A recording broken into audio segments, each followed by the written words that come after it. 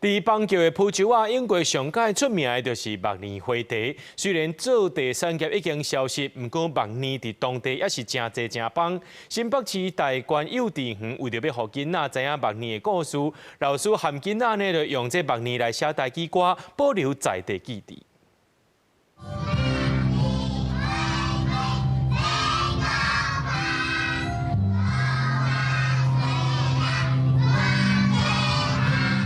这首台语歌的旋律，大家应该真熟悉。这首台语歌是对囡仔歌《小天使》改编来的。新北市大关幼儿园伫咧新北市板桥的浮洲幼儿园以目年花做主题，老师和囡仔做伙填台语歌词。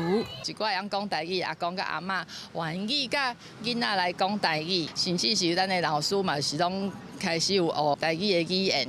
咱会较样唱的像小星星啊，吼，啊个遮的歌曲咱较。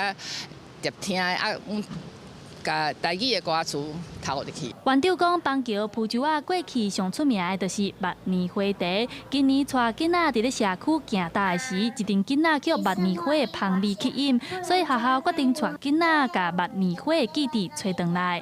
2、1，请揭幕。这把目年花的图，就是幼儿园的学生和台湾艺术大学的学生斗阵画。 最趣的是，就是迄囡仔，伊是咱叫伊安怎画，但是伊一定袂安怎，一定会照家己意思画，所以咱爱帮伊修尾。除了画图、唱台语歌，学校也重新伫咧校园种目年花，希望囡仔伫咧花棚中看见土地，感受文化的力量。记者陈阿轩、林旭凯新北报道。